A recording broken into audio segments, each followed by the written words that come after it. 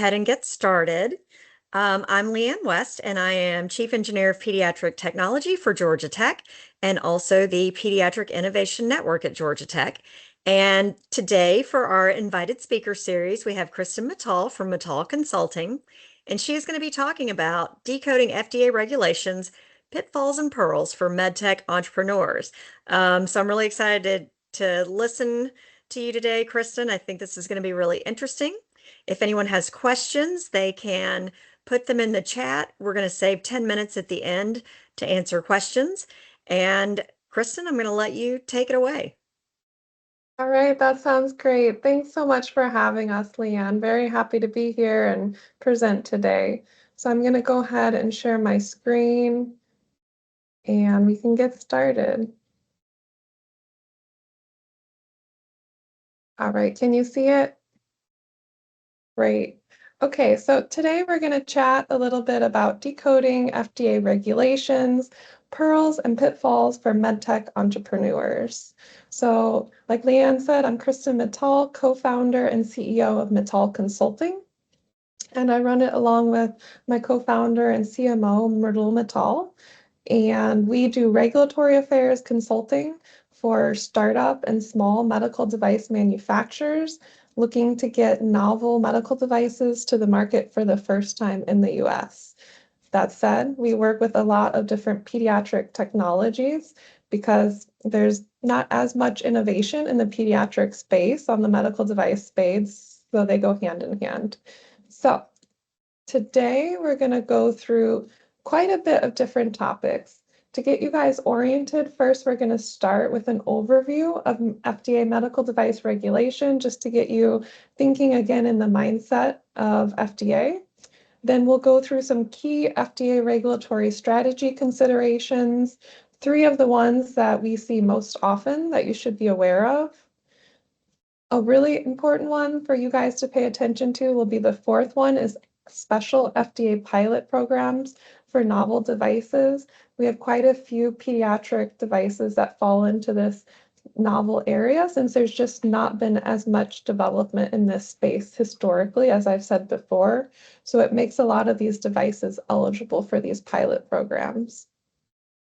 And then finally, we'll end with some overarching commercial strategies or things you should be thinking about in general as you're bringing your product to market from more of a holistic approach. So we're going to jump in first with a short intro to the FDA. So the FDA is responsible for protecting the public health by assuring the safety and efficacy of human veterinary drugs, biologic products, medical devices, our food supply, cosmetics, and products that emit irradiation. So I think maybe some people don't realize they have such a broad scope as they do, in that they regulate many different things, including tobacco and veterinary products as well. They enforce laws to follow. Laws are promulgated and they issue guidances to follow these laws and interpret them. They do regulatory and research activities. They manage recall, market withdrawals, and safety alerts. So as they are trending all of companies' different data from a different type of product across all companies, they're able to see signals in the data that maybe certain types of products are not as safe as we initially thought they were, or be alerted if there's any quality concerns to get products off the market when they potentially pose a concern or issue for public health. And then, of course, they approve devices, drugs, biologics, and other types of products to be sold on the US market. So I know it's just food and drug in the title, but they have a lot of other things they regulate as well. But today's talk, we're just going to be talking about medical devices because that's our area of expertise. So the technical definition of a medical device is an article, including a reagent, intended for diagnosis of diseases or conditions, or the cure, mitigation, treatment, or prevention of disease affecting the structure or any function of the body. And then the operative part here is that it does not achieve its primary intended purpose through chemical action. That would make it a drug or biologic, and is not dependent on being metabolized. So this can be a little bit tricky even from the beginning for people to decide, especially for combination products, and as technology gets more sophisticated, whether their product is even a device, drug, or biologic. So we're going to go through a couple examples here, and I'm going to hint that a lot of it depends on the indications for use statement. So we've got two examples here at the beginning. We've got a baby diaper and we've got an adult diaper. So I want you guys to put into the chat whether you think one or both of these are regulated as a medical device and why. So I'll give you a minute or two to put that in the chat, and I'm curious to see what you guys think.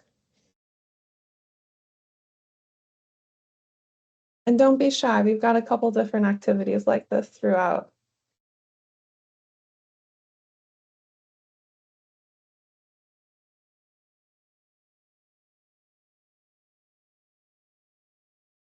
Okay, so we've got no on baby, yes on adults. Any other takers? Any brave souls? Yes on adults. One person thinks they're the same. Okay, so a couple more responses come in and I'll give you the answer. No on baby, yes on adult. You guys are pretty on point. That's correct. So the baby diaper is not a medical device because babies are not supposed to be able to have bladder control.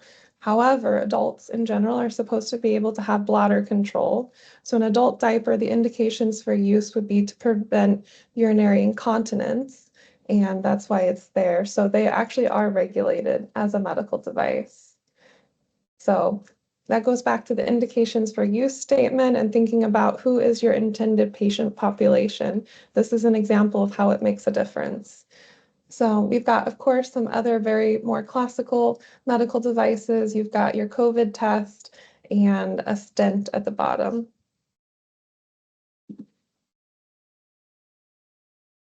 Okay, so throughout your development and research, you're going to go through 5 general steps of the device commercialization, from initial discovery all the way to being on the market and post-market surveillance. So I'm sure many of you are at some step in this pathway already, but just to go over a general swap, the first step would be device discovery and concept. You're in the laboratory, you're researching a new device, and you're thinking that, wow, maybe this has potential. So you go a little bit further and you do some preclinical research of the prototype. So you start doing more standardized, rigorous tests, including laboratory testing, potentially animal testing, to answer some basic questions about the safety profile. These tests go well, so you go a little further, and now you start potentially doing tests in the clinical setting on human subjects if needed, to really make sure from a statistically powered perspective that they are actually safe and effective.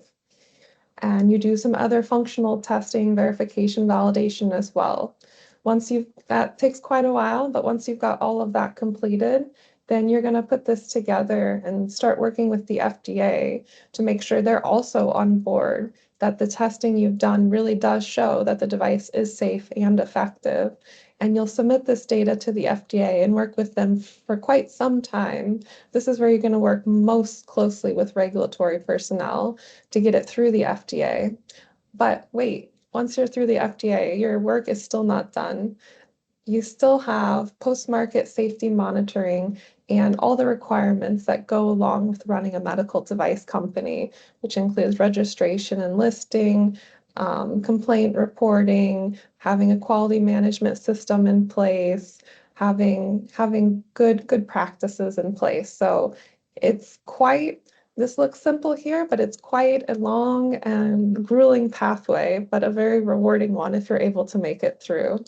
And I'd just like to say that while at step 4, you're going to work most closely with regulatory personnel, you really should be working with regulatory personnel all the way from even step 1 when you're trying to figure out exactly what you want to bring to market, because regulatory can actually have quite a bit of input on even the design of the product to give you a pathway that's not too cumbersome. Sometimes some of our scientists design the greatest widget ever, but it's just incredibly complicated to is an incredibly complicated product that is going to be very hard to bring to market. And if there's ways to break it up into smaller, more provable pieces, that's always preferable.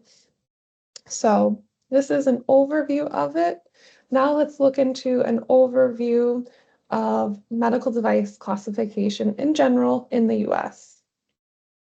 So in the US, medical devices are classified in 3 different classes: Class 1, Class 2, Class 3, and these are separated by risk level. So Class 1 is your lowest risk devices, and then Class 3 is your highest risk devices. So all of these are subject to general controls, and these are some of the things I said that all medical device manufacturers have to do, like complaint handling and reporting, quality management system, all of that type of work. But then there's little additional things that sometimes are added on, which are special controls with or without exemptions. And so you may see that in some of these classes.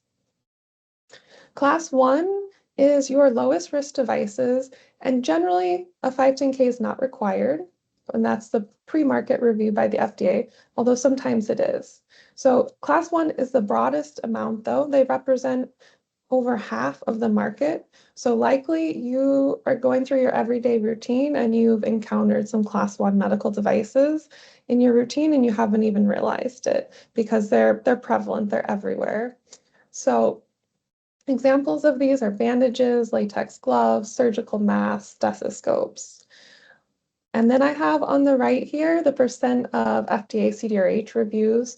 So you would ask, well, if Class 1 device generally doesn't require review by the FDA, why are 10% of submissions being Class 1 submissions being reviewed? And that's because there's exceptions to everything I tell you here. There's always exceptions to regulatory. So about 10% of Class 1 devices actually do require 510(k). Even though they're low risk, FDA still wants to see what testing you've done and review it before you get to go onto the market. So that's these 510(k)s, about 10% of submissions here. Okay, Class 2 devices are the bulk of what FDA reviews. So 80% of submissions reviewed by CDRH branch, which is the FDA's device branch, are for Class 2 devices. And these are usually 510(k)s, which I'm sure you guys have heard of, but more increasingly common de novos, because simply the complexity of technology over the last 5 years has accelerated exponentially. So that leads to new areas we never thought of before, and that leads to de novos. These still aren't high-risk devices, so you don't need to do a PMA, but there's also no potential predicate you could find. So thus you go down a de novo pathway. So examples of Class 2 devices are catheters, contact lenses, electronic wheelchairs, and thermometers. On the wheelchair aspect, an interesting thing to note is that wheelchairs is another great example of complexity of technology. So a manual wheelchair would actually be Class 1 because it's low risk. An electronic wheelchair is considered Class 2 because it has that mechanical electrical component, so it's a little bit higher risk. And then Class 3 would actually be wheelchairs that can go up and down stairs because you have a lot higher risk of potentially, if it malfunctions, you falling down the stairs and that being quite a high risk profile. So that's an example where the same device can actually fall into 3 different classes depending on the complexity and the situation of use of the device. And then Class 3 is our last class. These are the highest risk devices. Think life-sustaining, active implantable types of devices. So implantable pacemakers and defibrillators, implantable spinal cord stimulators, and other technologies that also might be implantable and very new and don't have a long-standing risk profile set up yet could fall into Class 3. So these represent 10% of the submissions reviewed by the FDA. They are the highest risk, so they will almost always require a clinical study here, quite a robust one. So this takes time and energy to do. And PMAs are almost always required here as well, unless you're getting into humanitarian device exemption land, which some companies do. All right, now that we've gone through the basics, let's go through some more in the weeds, nitty-gritty strategies. Once you've decided what you think your product is and classification, and then let's talk about some strategies about how to go about it. So the three we're going to talk about is up and down classifying, whether to de novo, and a 513G versus a pre-submission. So one scenario when you're at the very beginning and doing a regulatory strategy, if you have a novel device, you may be on the border. So I described each of those three in the previous slides as three distinct buckets, class 1, 2, and 3. But really in medical device space for novel products, there's a lot of gray area. So there's many devices that can be, depending on your indications for use statement and your environment of use, might be able to go either class 1 or class 2 or class 2 or class 3. And this decision on which pathway to go should not be taken lightly because it will affect your overall commercialization strategy. So at this point, you should be thinking about not necessarily the easiest regulatory pathway, but what regulatory pathway makes sense in light of my reimbursement and my commercialization strategy so that it's holistically. You want to make sure that once you've gotten through the FDA and you're at the end post, you're able to actually sell as well, and people want to buy it. So the most common situation is devices on the border of class 1, class 2. So if you are there and you have that flexibility, one reason situations where you might want to up classify to class 2 510K would be you're concerned about competitors entering the market and you want to box out some of the competition. So a 510K isn't like the best way, but it is definitely better than not 510K. So we've seen some companies have great success where a product was traditionally a class 1 device, not requiring a 510K, but they wanted to have some protection and have some barrier to entry to the market. So they've up classified their device to class 2 510K. They did a lot more testing. They had some, more novel, unique aspects to it that allowed them to up classify as well. And that means every competitor coming on the market after they've set the bar higher. So now the bar is higher in terms of testing and what they have to do. So it just automatically weeds out some of the others who might have gotten onto the market a little bit easier. Another reason to up classify would be you need stronger marketing claims, and the ones that you're able to do under class 1 510K exempt are just too weak to be able to actually say what you want to say to get people to buy it. And situations where you might want to down classify to class 1 510K exempt would be you are unsure about your product. You want to gather some preliminary data of the device, see how it's received by the consumer first, and maybe you'll make some modifications or changes accordingly after you get that data. Or you want to gain some revenue first to fund the up classification later on, or you want to sell direct to consumer anyway, and reimbursement was never really in your commercialization pathway.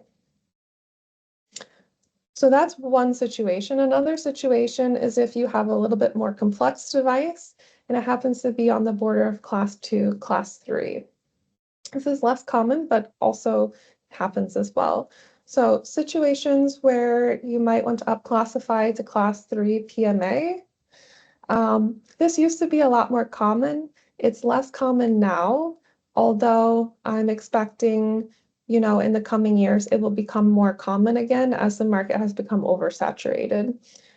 So PMA is by far your best exclusivity onto the market because it takes an incredibly long amount of time and energy and money to get a PMA product through the market. So much time and energy that by the time you get on the market, you're really not going to have many competitors for quite some time because the barrier to get it there is so long and arduous.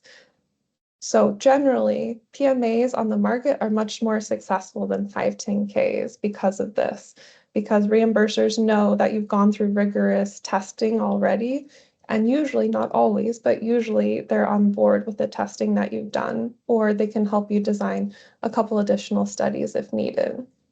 So this is the most effective way to box out competition, and you may consider it if you have several competitors close on your heels and you really want to have that exclusivity and set the bar high for everyone else going forward.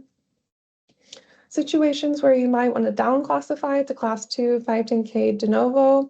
This is usually a lot of the time the conversation we're having is trying to show the FDA that the risk profile is actually not as high as they thought it was. This is trickier in general because you're going to have to get the FDA buy-in here. In the end, they have to agree with your assessment. They're the ones who ends up get to make the final decision, although we can make a persuasive argument on our side. And, if we're able to successfully get their buy-in, then of course the time to market is going to be shorter and the testing burden will be less. So in some commercialization perspectives, this makes a lot of sense if you're able to get the FDA to agree with it. So this is early on strategy, figuring out your classification. Now I've talked a little bit about de novo. The question would be to de novo or not to de novo. So it's not always up to you, but sometimes it is. So de novo regulations, to know, they changed in 2021, making this a more efficient pathway than it was before. So we have seen a lot more de novos come through since then. And also, we've seen FDA converting a lot more of AI SAMD 510Ks to de novo simply because they want more clinical data to go along with the application. So the risks of de novo is that the burden of proof will be distinctly higher for your company, higher than any other company. So once you go through this long process and likely a clinical study to get this de novo on the market, anyone else can subsequently 510K right off your de novo and reach the market likely much faster than you did. So that is something to be aware of, that if you go this pathway, you have to make sure you have a solid marketing commercialization strategy the day you get your clearance from the FDA. However, there are benefits to going the de novo pathway as well. Some benefits is that you can write your special controls quite creatively to try to box out some competition. So you can include some proprietary testing methodologies that may not be accessible to the general population. And it allows you much more freedom in how you write your indications for use statement. That means you may be able to open up a whole new avenue for marketing that under previous 510Ks, the industry just didn't have available before. So it's not always up to you, but sometimes you have the choice, and these would be the things you'd want to think about. Okay, one other thing we see a lot, which I do want to touch on, is 513Gs versus pre-submissions. So have any of you heard of a 513G or done one? I'm curious to put it in the chat. It's not I don't see this happening as much in the US, but quite a bit from our European colleagues.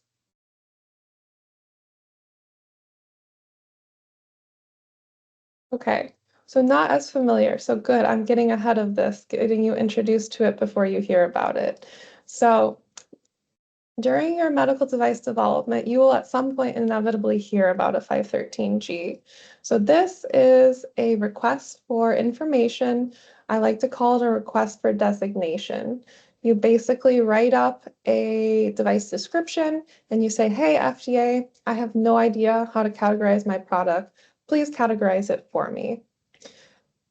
I'm sure just by saying that you can see some problems with that. So first of all, there's a cost associated with submitting a 513G. It does not allow for interactions or clarifications. I say the decision status is binding here. Technically, it's called a formal decision status, but I like to feel like it's binding because it's very hard to go back from. And then there's no FDA set review time. So we've seen some applications take more than 2 years to be reviewed by the FDA, which is, in terms of commercialization perspective, is prohibitive for many companies. Well, there's another option. There's also something called a pre-submission or a Q-sub. And this is where you also write up a description of your device, and maybe some of the testing you plan to do, but you have some questions along with it. There's no cost associated with a pre-submission. It allows for interactions and clarifications through a teleconference. None of what's discussed in a pre-submission is binding. And it has benchmarks set under MDUFA, about 70 days for written feedback. So, although a 513G does exist, and FDA is required to tell you about it as an option every single time you have a correspondence with them, it does not necessarily mean it's always the best pathway for most companies. You can get the same information through doing a pre-submission, and it will not cost you anything, and you'll have ability to clarify any miscommunications here as well. So a case example is we have real life examples where 513Gs have gone very wrong. So we've seen it where companies didn't describe their device well enough, or FDA didn't have time to take the time to understand it. So they categorize them as a drug instead of a device. It's hard to come back from this. We've had other instances where companies were severely late to market due to extended review times on 513Gs, because again, there's no MDUFA negotiated review timeframe for 513Gs. So it really just depends on their workload when they'll get to it. So think twice before doing a 513G would be my take-home message here.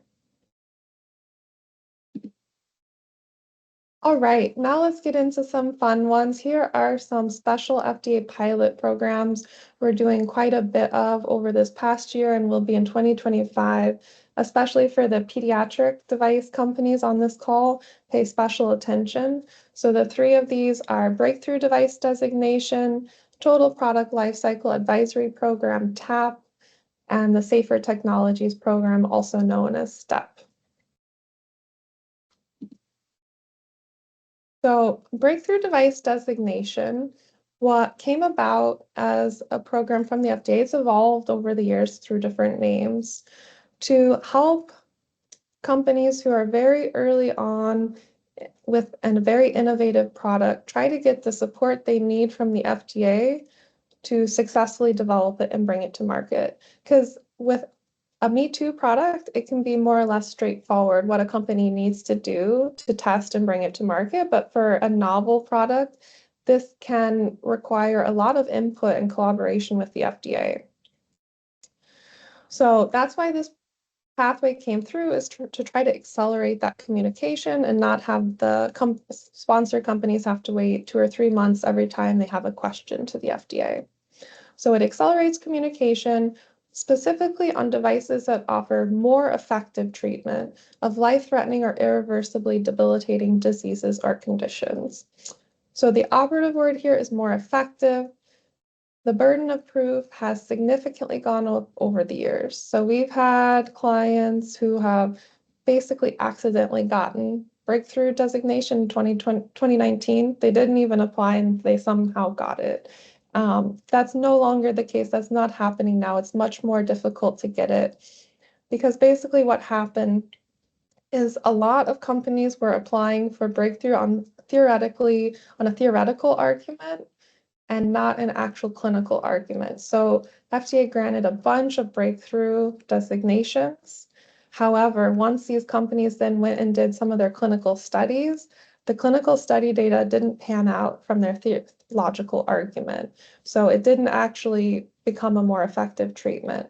So the burden of proof has gone up significantly. Now companies need to have not only that logical argument of why it might be more effective, but also some clinical data, not statistically powered, but some clinical data that shows it probably will be more effective from a clinical perspective as well. So benefits of getting breakthrough would be that you get sprint discussions, which are quicker, faster interactions with the FDA. You get priority review, so your file gets put on the top of the pile every time it comes in, for example, pre-submissions, and shorter review times. So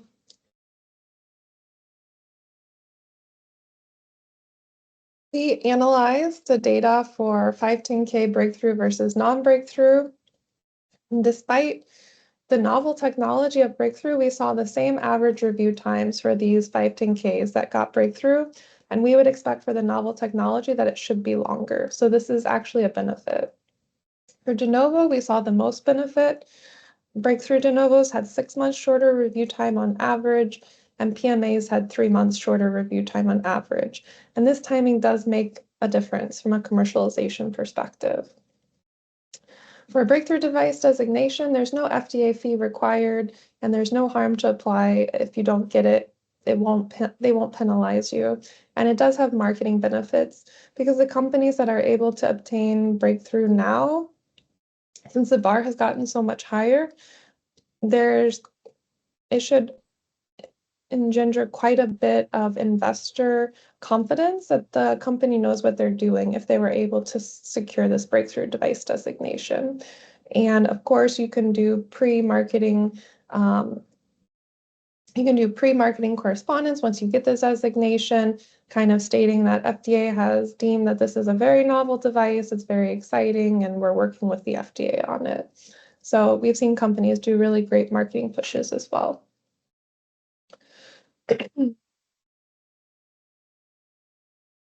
Okay, if you get breakthrough, another program you then may be eligible for is another pilot program called Total Product Lifecycle Advisory Program, TAP.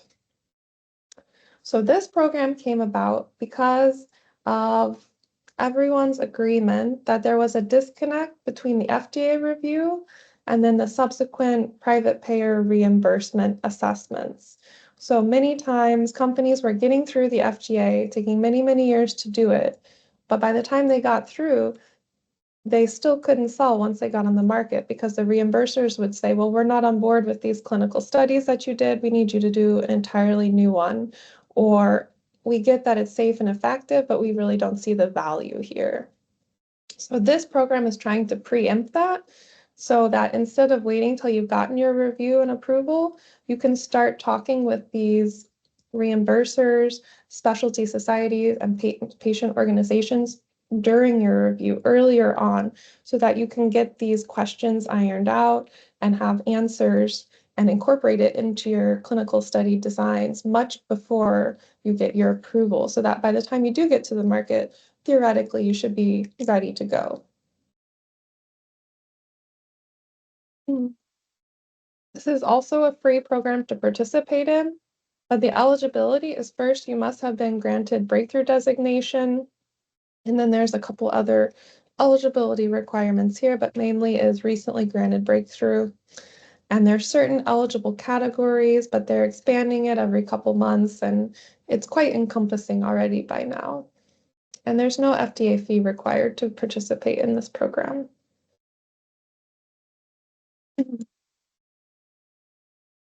All right, and then a third program is the sister to Breakthrough, which is the STEP program, the Safer Technologies program. So this is basically the same as Breakthrough, but it's for devices that don't meet the criteria for Breakthrough. So for ones that don't meet the severity of disease or condition and thus are ineligible, on the flip side, so now you prove that you're significantly safer than the current standard of care. So I have examples of on the screen on how to show you might be significantly safer. You could show a reduction in the occurrence of a known serious adverse event, a reduction in the occurrence of a known device failure, reduction in occurrence of known use-related hazard or use error, or an improvement in the safety of another device or intervention. So this is not as exciting as Breakthrough, but still works the same and has the same benefits. And most notably, starting October this year, STEP devices will also be eligible for enrolling in the TAP program, just like Breakthrough already is.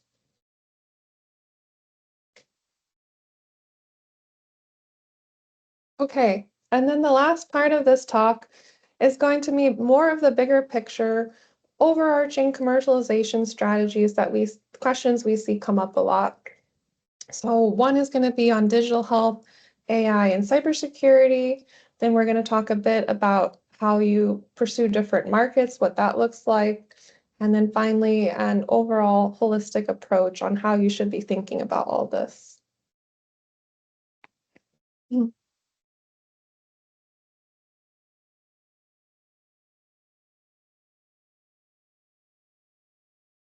Okay, so for digital health, AI, and cybersecurity, these are big buzzwords that I know everyone is trying to incorporate in all their technologies right now, so I would be amiss if I didn't touch on it.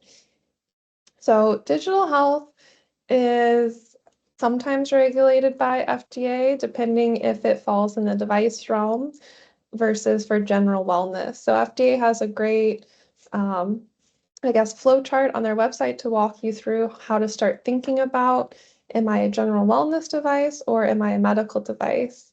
And many times there's a lot of gray area in between the two, so you could potentially go either way. And you have to think about, do I want to go the wellness route or do I want to go the device route based on what are my long-term commercialization strategy goals, who I want to sell to, how I want to be reimbursed, what is my actual use environment. So these are all really important things to think about when you decide which pathway to go because they each have pros and cons. Another one to be thinking about is cybersecurity. FDA came out with a new cybersecurity guidance a couple years back, which basically changes the framework from cybersecurity used to more or less be to manufacturers as a check the box activity. Like, let me do my EMC testing and then I'll also do my cybersecurity testing. I'm done. Now, cybersecurity needs to be integrated throughout your entire quality management system. It needs to be thought about in every activity that you do. And FDA is hyper focused on this, so you need to take it seriously. Okay, another topic is AI regulation. So AI, everyone's trying to add AI to every type of hardware, software device, or even AI SAMD. So we're working with a lot of companies to get through the FDA for these AI algorithms right now.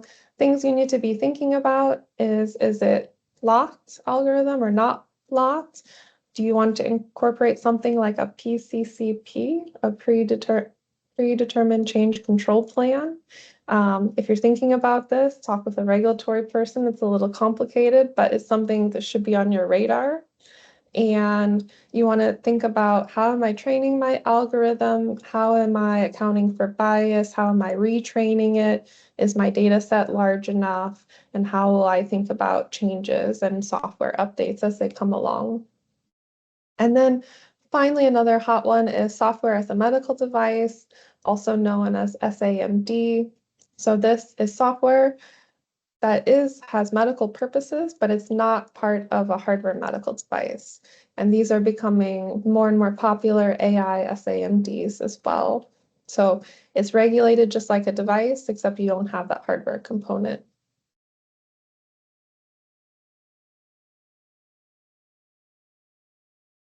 Okay, as you're thinking about the overall commercialization perspective, very early on, you should be thinking about, what order do I want to enter different markets and which markets do I want to enter? And this is going to be dependent on your type of device, the price point of it, how many different patient populations it can potentially affect, and of course, reimbursement in each of these different countries.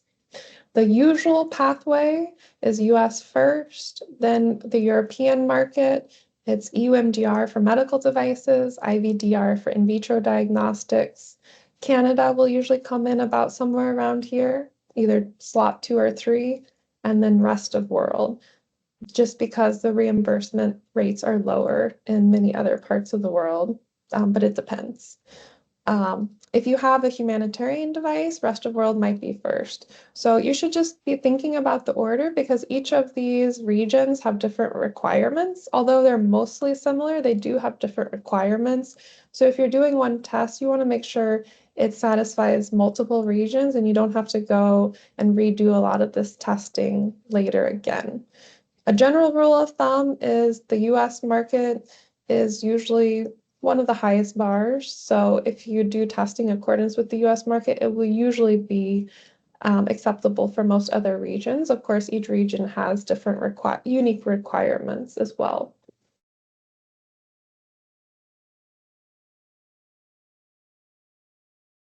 Okay. If you take nothing from this talk, the one thing I do want you to take is the companies that are medical device companies that we see have the most success in the long term are the ones who, from the very beginning, meticulously take into account regulatory, reimbursement, and market access at the beginning. They really think long and hard about this. They bring in the experts and they make sure that the strategy they have going forward combines all the inputs from all three of these very integratedly.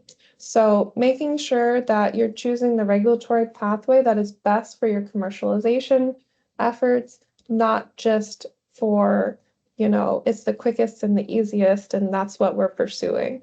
Because I will say getting through the FDA is not easy. It is a difficult task in itself, but in the long term, running or even selling, trying to get an acquisition as well. The more important thing is actually who's going to pay for it and how are you going to sell it and all of that. And we've seen a lot of companies trip up on those aspects, and especially for novel devices, especially for pediatric devices, this is extra important because I'm sure you guys have heard it's the valley of death. You're able to get through the FDA, but once you've gotten there, you don't know what to do. And maybe the reimbursers require another 2 or 3 year study before they're going to pay for it. So many companies can't go for another 3 years. They had only enough cash just to get them through the FDA. So that really leads to the demise of many very promising technologies. So be thinking early and often about these three things throughout your entire development, and that will definitely continue to set you up for success. All right, so that was the end of this presentation, but I've got my QR code here as well as my partners. Please feel free to connect with us on LinkedIn.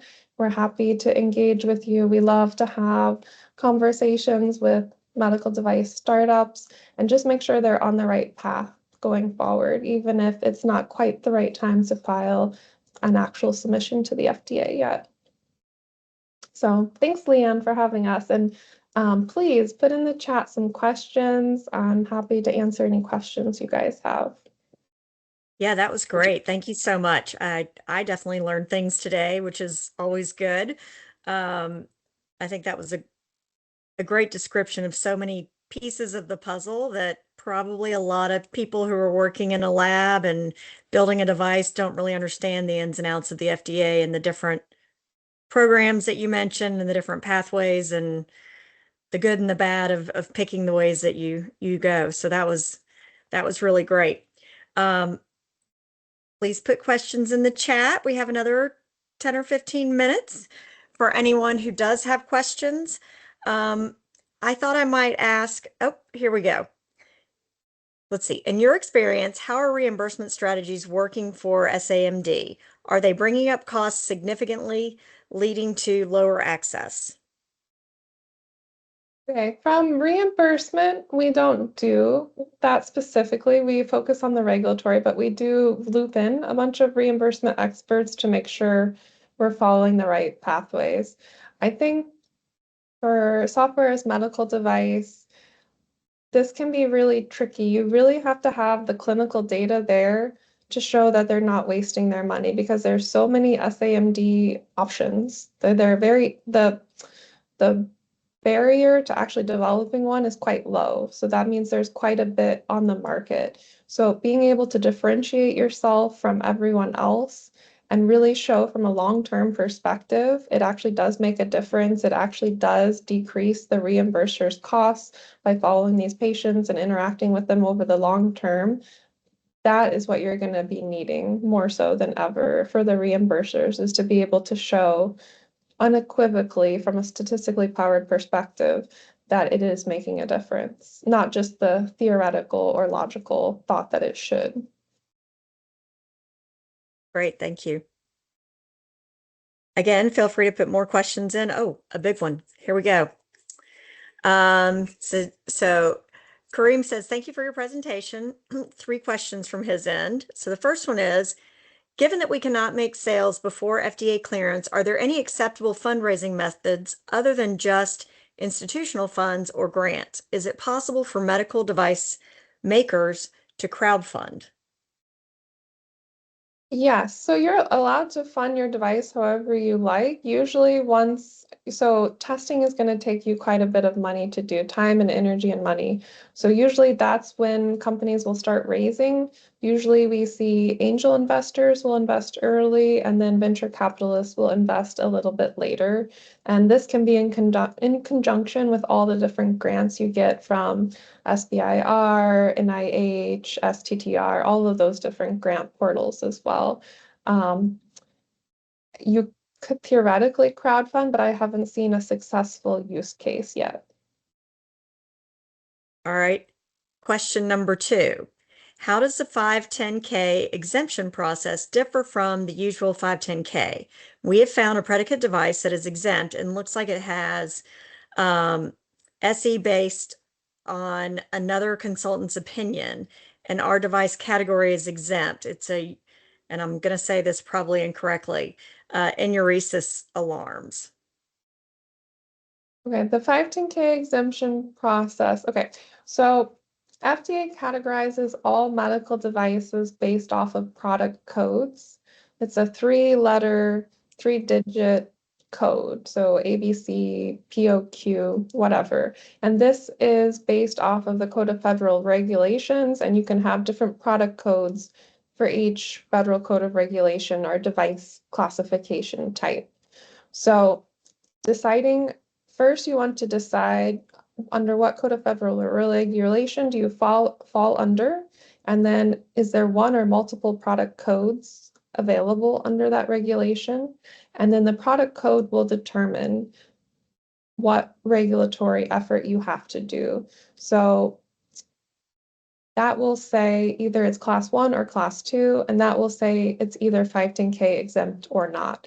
And that's just what it is. It's not an either or. It will be very prescriptive. So if the predicate that they're looking at is class, I think you said maybe class 2, I don't know, but it's 510K exempt, that is what it is. It's 510K exempt unless you'd like to make an argument that you're significantly different and you need to fall under a different product code.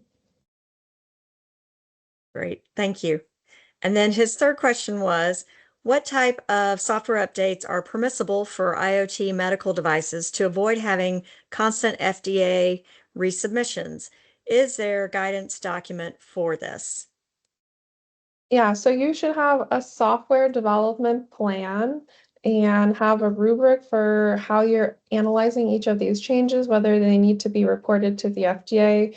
And you're really hitting on the nose of what's called, it came out recently, it's called a PCCP, Predetermined Change Control Plan.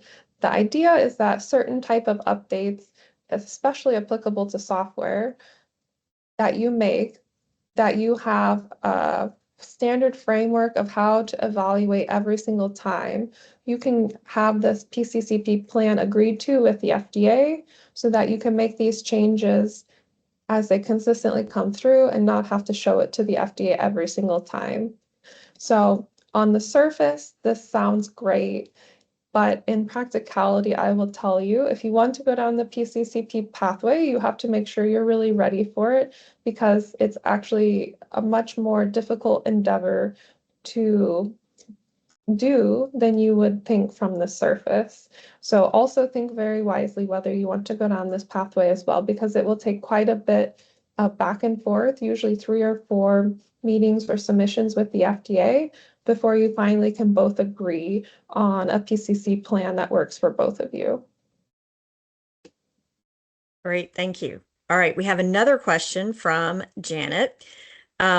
Great presentation. Thank you. In your experience, how long in general could the 510(k) journey take before successful clearance? Yeah, so we run this for each of our clients, the average 510(k) timeline, and we do it based off a product type, product code to get more, I guess I would say, accurate averages. But on average, so FDA has 90 days to review from a technical perspective, but you're really wanting to look at how long is it going to take you to answer the questions. So usually the average is between 130 and 155 days, calendar days. It depends on the year, but that's what you should realistically put in your time planning. Great, thank you. All right, so Andrew says or asks, if a company decides to focus on biomarkers slash indications dedicated to pediatrics, what would allow them to secure an orphan disease designation easier? Yes. So the bar, just in general, I want to say on this call, the bar for pediatric applications is higher than any other type of application. So know that the amount of testing you're going to need to do for this patient population is just higher. And orphan disease designation is actually a drug term. So on the device side, we don't really have such an equivalency, but do know that pediatric submissions, if they're solely for pediatrics, they actually have no cost associated with them. So that's one way FDA is trying to promote innovation in this area. And